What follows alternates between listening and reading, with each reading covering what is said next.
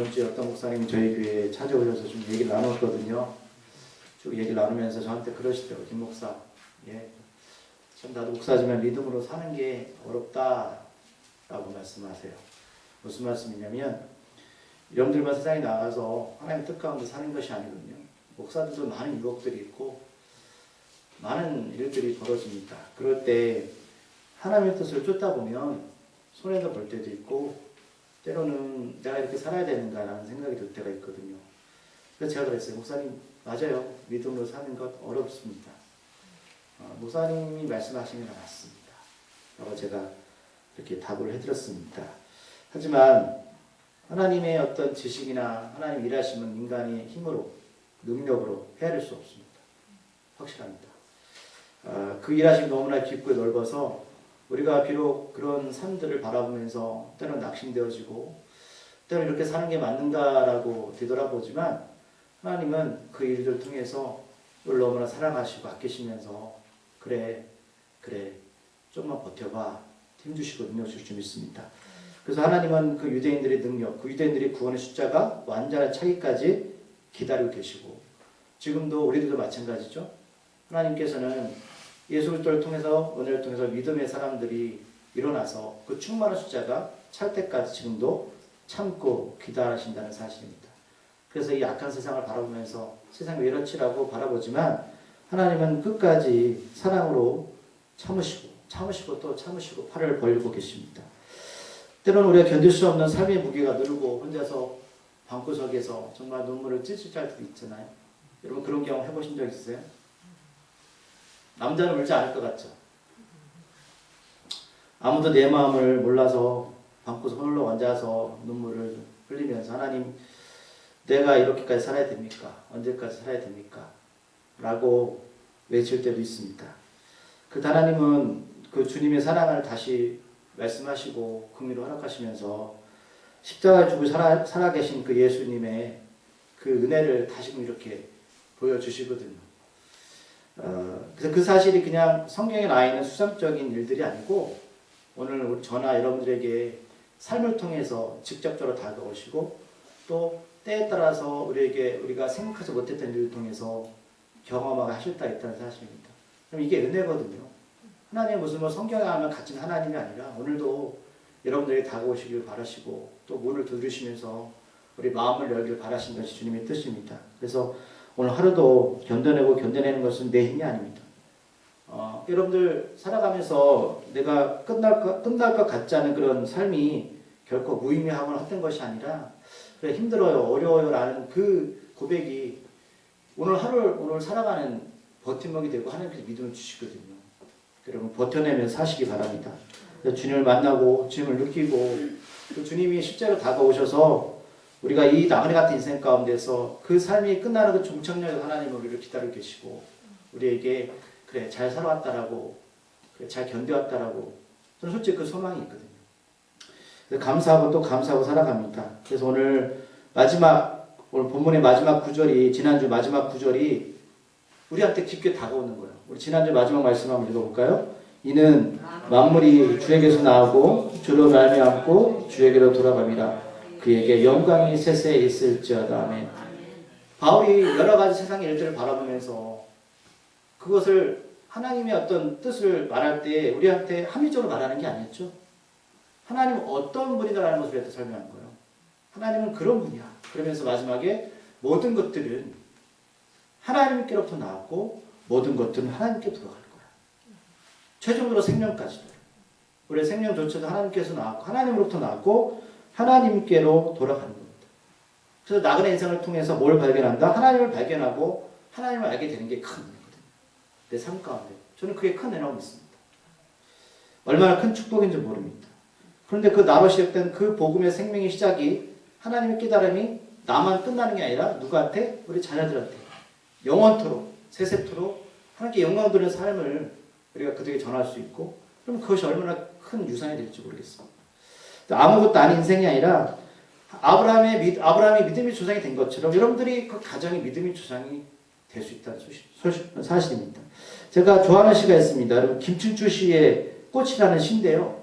여러분 학교 다닐 때 이 시를 배우셨을 거예요. 근데 이 김춘수 씨, 그러나 이 구절은 아실 거예요. 내가 그의 이름을 불러주기 전에는 그는 다만 하나의 몸짓에 지나지 않았다. 내가 그 이름을 불러주었을 때 그는 나에게 와서 꽃이 되었다.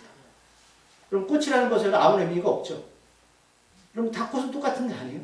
우리도 세상 속에 그렇게 살았다는 거예요. 그냥 그렇게 부처처럼 떠나서 살았던 인생이 하나님 우리를 부르셨잖아요. 그래서 이름을 주셨다는 것은 의미가 있는 거거든요. 그 각자 우리가 볼 때는 다 똑같지만 하나님은 그 김일주 목사 그 한 사람에게 하나의 의미를 부여하신 거예요. 저를 불러주셔서 너는 정말 귀한 존재야. 내 아들만큼 사랑하는 존재야. 그래서 성경에 보면 하나님이 아담을 창조하시고 아담을 부르셨어요. 그러면서 뭘 명령하셨냐면 자 창세기 2장 19절에서 아담에게 하나님이 창조하신 그 모든 창조물을 어떻게 이름을 짓나 궁금하셨어요.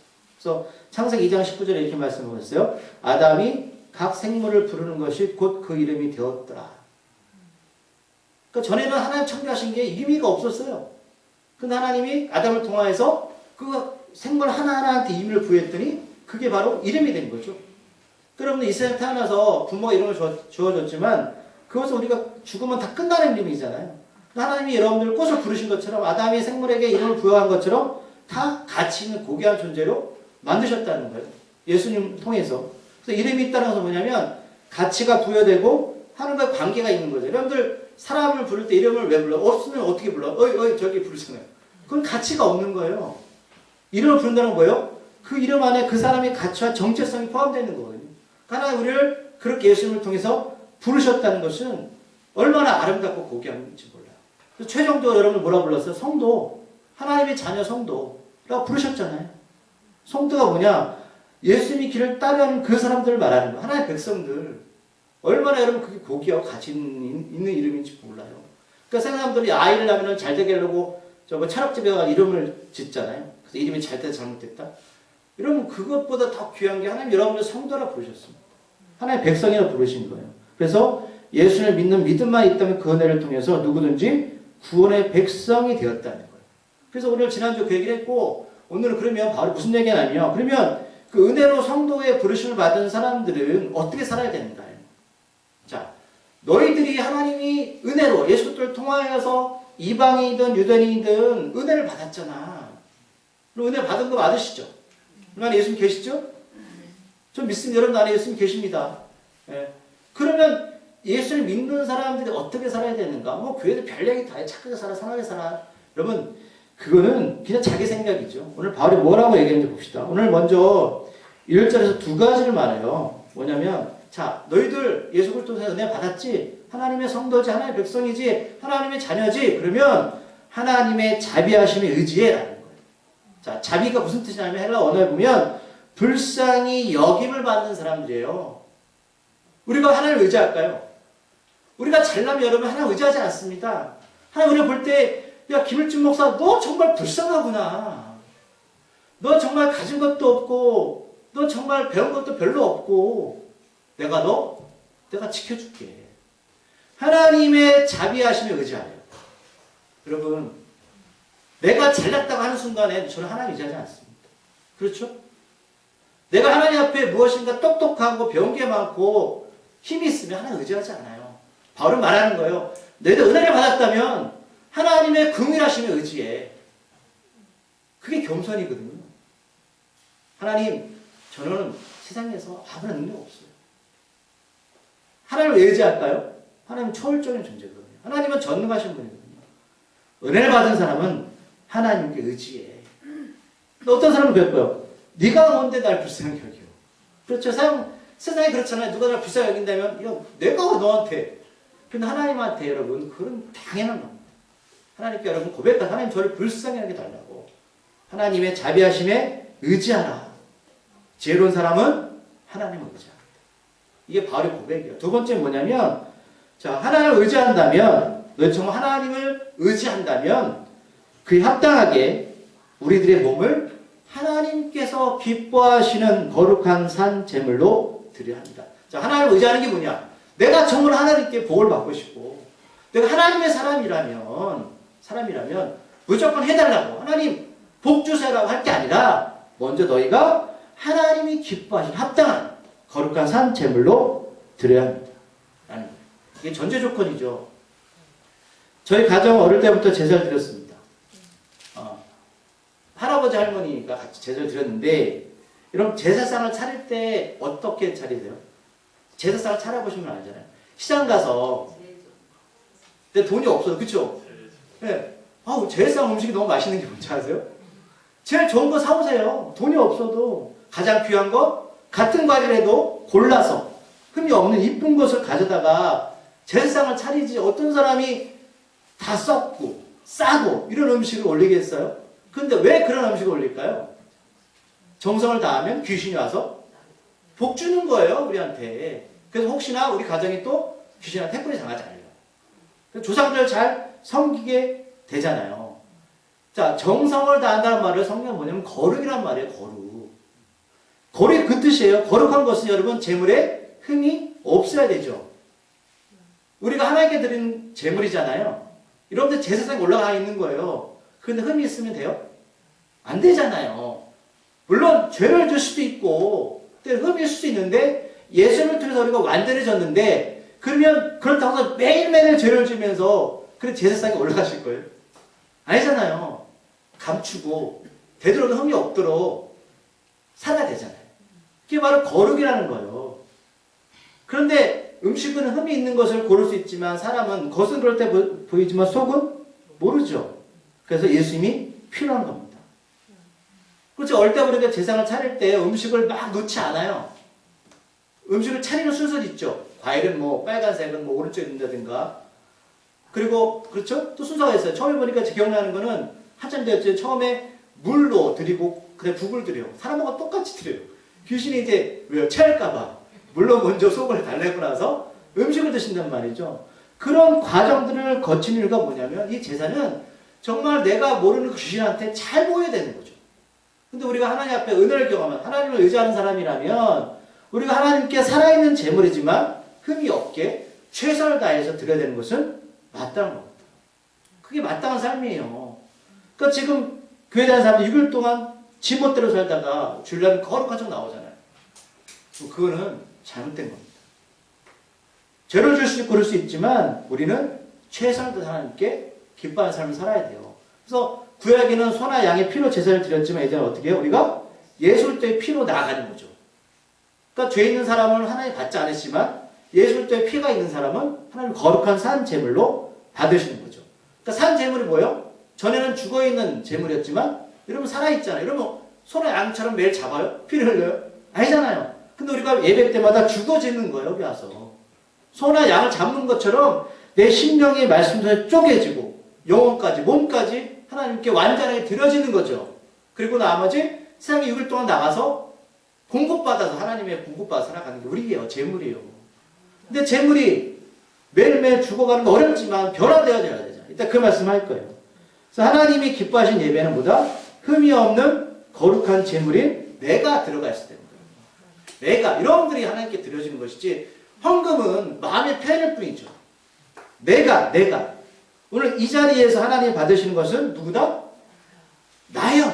여러분들 하나님이 받으시는 재물이에요. 네. 예수님을 영접한 자녀들이 영과 진리로 드리는 영적 예배가 하나님이 받으시는 기쁨의 예배다라는 겁니다. 그렇게 자녀들은 하나님 아버지를 믿고 의지하며 신뢰하시죠. 죽어있는 사람, 죽어있는 존재가 뭔 힘이 있겠어요. 이렇게 하나님께 속한 구원의 자녀들은 영혼의 회복을 통해서 분명하게 세상에 추구하는 삶이 아니라 주님께 우리에게 원했던 좁은 길, 십자가의 길, 그런 길을, 구원의 길을 당당하게 갈 수 있는 거죠. 갈 수 있는 거 아니겠습니까? 날 죽인, 내가 죽었는데 누가 살려줘요? 하나님이 살려줘야죠. 그래서 예배 2절에 보면 예배에 살아있는 제물로 드려진 우리들이 그러면 어떤 길로 가야 되냐, 구체적으로. 너희들 하나님께 예배를 통해서 하나님을 의지하는 자가 되었고 하나님께 드려지는 산제물이 되었죠. 그러면 여러분들 이제 6일 동안 어떻게 살아요? 세상 가운데 살아갈 때. 자, 먼저 2절에서 세 가지 말씀입니다. 첫 번째, 이 세상을 본받지 마십시오. 자, 하나님이 말씀하신, 바울이 말하는 세상은 두 가지. 보이는 세상과 보이지 않는 영적인 세상입니다. 그럼 오늘 바울이 말하는 이 세상을 본받지 말라는 것은 보이지 않는 세상이 아니라 지금 보이고 숨쉬고 여러분들이 발을 뜯고 사는 이 세상을 말해요. 이 세상을 본받지 말래요. 왜냐하면 여러분 세상은 성경에 보면 공중권세 잡은 마귀가 모든 것을 통치하고 있습니다. 그 마귀가 이 세상을 이끌어가고 있어요. 그럼 세상의 기준은 뭐예요? 잘나야 되고요. 똑똑해야 되고요. 권력이 있어야 돼요. 그 목사님 그거 갖지 말라는 소리예요? 아니 그 말씀 드리는 게 아니에요. 세상은 아프거나 약하면 여러분 살기 힘들어요. 그 논리를 가지고 우리를 이끌어 간단 말이에요. 그게 나쁜 게 아닌데 마귀가 우리를 거짓말하고 속여가면서 절벽을 끌고 가겠단 말이에요. 너 약하지? 가진 거 없지? 너 그거 세상에 실패한 인생이야. 여러분 그거 아닙니다. 아니에요. 마귀는 그렇게 생명 없는 썩은 냄새를 풍기면서 우리를 이렇게 끌고 가고 있는 거예요. 여러분 하나님이 창조를 하실 때 뭐라고 말씀하셨어요? 하나님 보시기에 너무 좋은 곳이었어요. 보기 좋다. 하나님 보시기에 여러분 다 보기 좋은 모습이에요. 가난하다? 병기 없다? 그건 세상의 논리죠. 하나님이 여러분들 보고 너무 좋아하시는 거예요. 너밖에 없어. 너무 사랑스러워. 하나님 저 이것도 부족하고 저것도 부족해. 아니?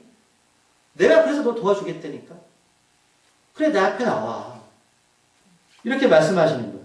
그런데 죄 때문에 시기 질투, 아픔, 결국 죽음이 우리를 억누르지만 그래서 마귀는 이 보이는 세상을 통해서 우리 영적 눈을 갈아서 보이지 않는 하나님의 세상을 못 보게 만드는 거예요. 우리는 이 땅에 사는 삶이 여러분 나그네 인생이잖아요. 그래서 여러분 이거 극복하시에요. 거기서 우리가 보이지 않는 하나님의 세상을 볼 수 있는 것들을 볼 수 있습니다. 그러게 이 두 번째 또 뭐냐 세상을 본받지 말아야 두 번째는 자 그러면 우리가 마귀에게 속지 말려면 어떻게 되냐는 거예요.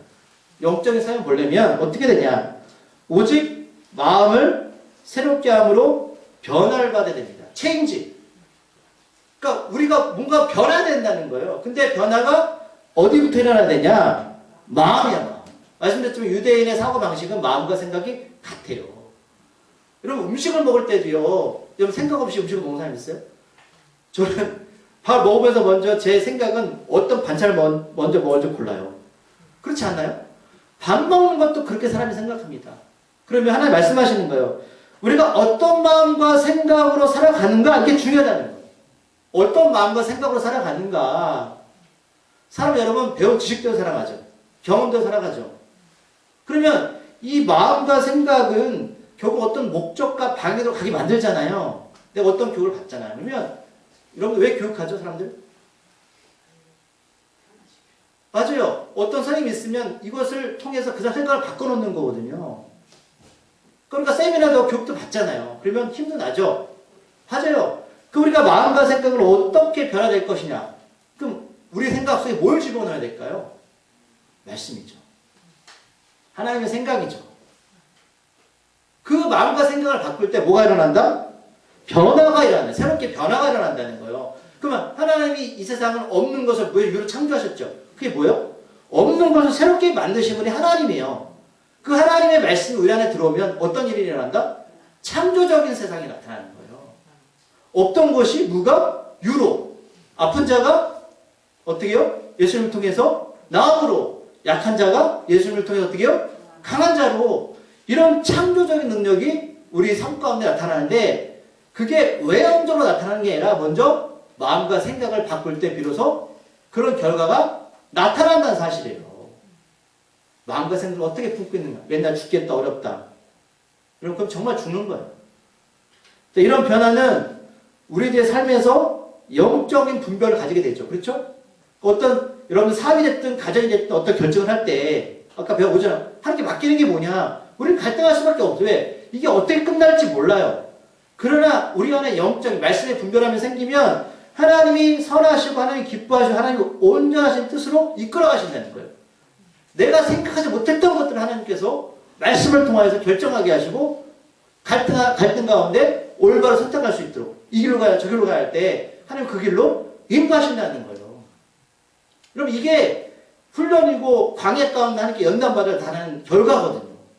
그 훈련 받으셔야 된다고요. 사람들은 죄 가운데 본능적으로 각자 자신이 원하는 것들을 쫓게 되지만 그런 마귀는 그 사람들의 생각과 마음을 속이는 거잖아요. 그렇죠? 그걸 가려놓는 거잖아요. 그래서 멸망하기로 가게 만드는 거예요. 그런 하나님 자녀들은 내가 아니라 내 중심적인 사고방식이 아니라 성경에 보니까 하나님이 기뻐하시는 일들을 행하게 되는 거예요. 하나님께서 인도하시는 거예요. 내가 그럼 이런 생각했는데 하나님 나를 통해서 말씀을 통해서 새로운 지혜를 주셔서 이렇게 가게 만들고 결단하게 만드시는 거죠. 여러 일들 가운데 주님께서 기뻐할 만한 일들을 결정하고 그 일에 최선을 다하게 되는 겁니다. 이제 방향이 확실하잖아요. 어느 때인지 모르겠지만 이런 방향만 확실하면 때가 되면 목적지에 도착할 수 있는 거예요. 그게 우리는 어떤 때인지 몰라. 하지만 방향만 맞으면 되는 거죠. 근데 방향이 틀리면 뭐예요? 열심히 달려보면 농담이잖아요. 이 산이 아닌가 봐. 얼마나 허탈하겠냐고요. 만약 주님이 기뻐하시지 않는 일이 닥치면 고민도 하고 갈등하고 기도도 합니다. 그래서 선하게 이끌림을 받도록 여러분 영적인 삶을 말씀을 열어보셔야 된다는 거예요. 어느 때 이런 일들이 벌어질지 모르니까. 때로 모든 것들이 나의 결정이지만 그 결정의 최종의 권위자로 누굴 세워야 되냐? 삶의 주인 예수님을 세우셔야 되는 거예요. 저는 예수님 모르겠어요. 예수님이 이 상황 환경을 말씀을 통해서 또는 환경을 통해서 어떤 사람을 통해서 하나님이 원하시는 기뻐하는 방향으로 이끌어 주세요. 그럴 때 비로소 하나님의 온전하신 뜻을 분별할 수 있다. 여러분 하나님의 뜻을 분별한다는 뜻을 헬라 원어에 보면 이게 또 이해가 빠르실 거예요. 자, 분별하는 게 뭐냐? 주님을 인정하는 것을 말하는 거예요. 사람들이 분별하다 말하잖아요. 이게 뭐냐? 우리는 나는 예수님을 인정합니다. 말씀을 인정합니다. 이게 분별하는 거예요. 다른 게 아니에요. 하나님 환상을 보일 수도 있지만 그거는 추상적인 거잖아요. 하나님의 말씀을 믿으면 그게 바로 분별하는 거, 인정하는 게 되는 겁니다.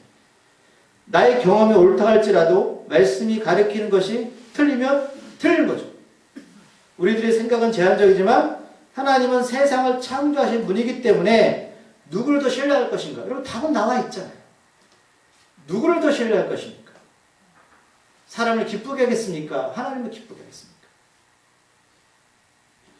하나님의 자녀는 하나님이 원하시는 뜻을 알아야 되고 인정해야 되고 또 말씀을 통해서 마음을 새롭게 하고 지속적으로 이게 원할 거예요.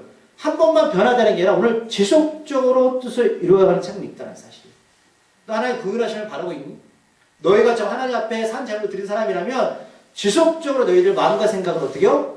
하나님 기뻐하시는 뜻을 쫓아 살아가야 된다는 거예요.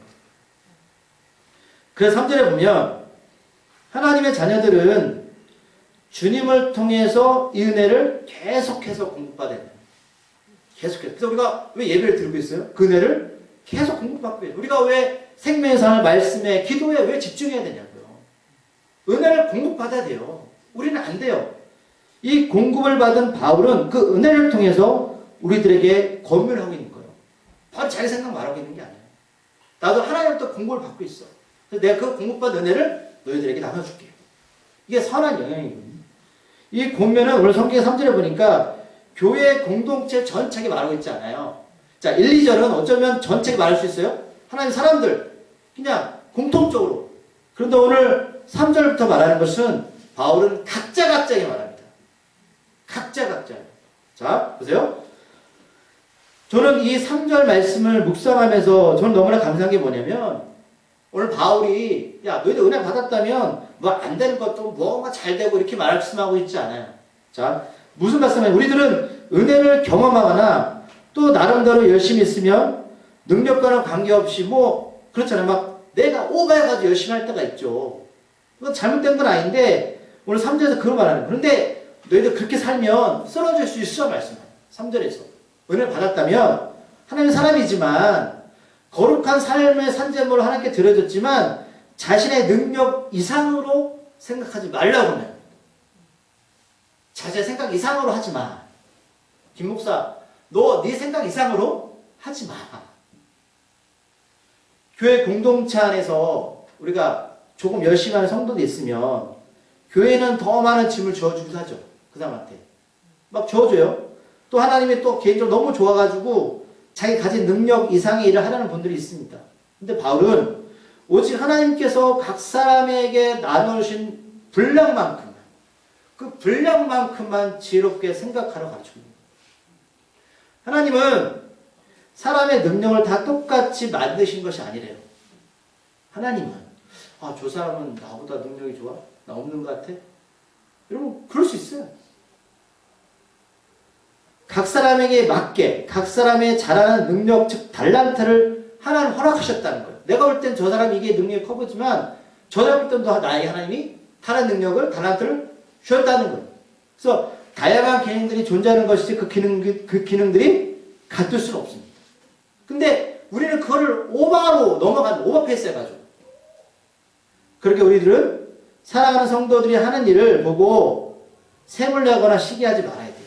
하나님 여러분들에게 이 교회 보내실 때는 각자의 능력에 맞게 그 일을 때문에 보내신 거예요. 자, 아이들도 그렇죠. 우리 아이들 키우면 부모는 뭐예요? 수학도 잘해야 되고요. 영어도 잘해야 되고요. 믿음도 좋아야 되고요. 착해야 돼요. 그렇죠. 근데 성경은요, 하나님은 그렇게 만들지 않았다는 거예요. 하나님은 만약 그런 아이를 원한다면 여러분, 부모들 특별하게 됩니다. 자, 어떤 엄마가요, 자기가 자녀를 키우는데 이 아이들이 명문대학을 가기를 바라는데 열심히 하는데 성적이 안 돼요. 그래서 그 상담가를 찾아갔어요. 선생님, 왜요? 우리 아들 머리가 좋은 것 같은데 좀만 하면 명문대학 갈 것 같은데 안 돼요. 그래서 상담을 했어요. 상담사가 어떤 대답을 줬냐면 어머니는 다 졸업하셨죠. 지금 학교 다 마쳤죠. 그러면 지금 이 아이는 배우고 있는데 어머니는 다 배웠으니까 어머니가 가세요. 어머니는 미리 다 배웠잖아요. 우리가 하나님은 모든 자녀들이 다 잘하기를 원하지 않아요. 뭐냐면 마땅히 생각할 만한 생각하고 이러면 생각만 하고 살아가면 됩니다. 이걸 다시 말하면 자기 자신의 처지나 조건에 맞는 생각을 하면서 믿음의 분량만큼만 살아가면 돼요. 하나님 우리가 하나님 나라 갔을 때 너 이거 안 했어. 저거 안 했어 말씀하시지 않습니다. 그래? 나도 이해해. 너 그만큼만 살았으면 됐어. 또 우리는 뭐예요? 더 이렇게 말하잖아요. 분량이라고 말하면 믿음이 많고 적음으로 생각할 수 있지만 바울은 오늘 양으로 말하는 게 아니에요. 뭘 말하냐면 교회 공동체 안에 다양한 기능들이 있고 그 특성들을 말하는 거예요. 다 다르다는 거예요. 김 목사 다르면 다 달라요. 다 다르다고요. 하나님 그렇게 만드셨대요. 그렇게 나를 너무 높게 평가하지 말고 보지 말고 나의 한계를 인정하라는 거예요. 나는 처음 말씀드렸지만 내가 왜 하나님을 신뢰하죠? 왜요?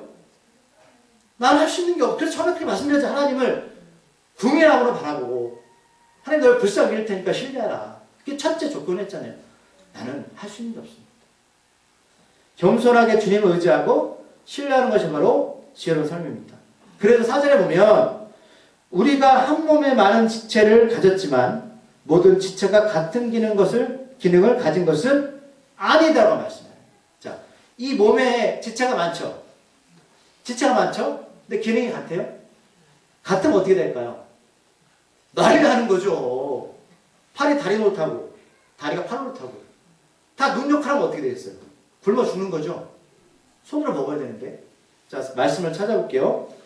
에베소서 4장 17절 오늘 끼워놓으시고 12장 끼워놓으시고 에베소서 4장 7절 313쪽 옆에 있는 거예요.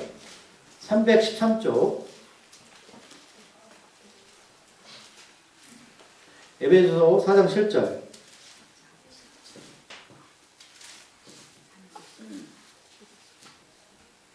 313쪽 에베소서 4장 7절 말씀 찾았습니까? 읽어볼게요. 시작. 우리 각 사람에게 그리스도의 선물의 분량대로 은혜를 주셨다면. 자, 에베소서 분명히 우리 사람에게 말씀하고 있어요. 각 사람에게 말씀하고 있어요. 각각 사람에게 하나님은 예수도의 선물은 공짜죠. 그 선물을 사람마다 분량대로 다양하게 은혜를 줬대요. 근데 전 이걸 보면서 뭘 느꼈냐면 말씀드렸지만 우리 가정에 어떤 교회가 됐든 우리 탓할 수 있겠죠. 나는 왜? 근데 하나님은 분량만큼 주신 거예요. 그게 은혜예요. 각 사람. 인정하십니까? 분별한다는 게 인정한다고 말씀드렸죠. 그걸 인정하셔야 돼요. 그게 신앙입니다. 아니라고 부인을 할 수 있겠지만 인정하십시오. 자, 그러나 다름이 아니라 하나님의 자녀로서 5절에 보면, 다시 넘어가서 10장 5절에 보면 이와 같이 예수 그리스도 안에서 한 몸이 되었죠. 자, 우리가 지체가 되었지만 누굴 통해서 하나가 되었다? 예수님을 통해서 하나가 됐다. 그렇다면 저 이것을 바꾸고 싶어요. 여러분, 우리 가정도 다 다르죠? 난 똑똑한 것 같아. 자녀들이 약간 목청한 것 같아. 그 부흥을 얻겠지만, 근데 하나님 말씀하시는 거예요. 너 하나가 되길 원해? 그럼 그 한 몸의 주인이 누구다? 예수님. 그 지체들이 다르지만 예수님이 예수를 통해서 하나가 될 수 있대요. 여러분, 하나가 됐다는 것은 유기적인 존재가 됐다는 거예요. 유기적인 존재가 뭐냐면 같이 기쁘면 같이 기쁜 거고 슬프면 같이 슬프는 거예요. 이게 바로 여러분 교회입니다. 여러분, 이게 가정이에요. 예수님을 통해서 다른 것 같지만 같이 감정을 공유하게 된 거예요. 아름답죠? 그런데 여기서 참 재미있는 사실 하나 또 있어요. 아까 예배소서 4장 다시 넘어갈게요. 예배소서 4장. 예배소서 313쪽. 예배소서 4장 15절, 16절.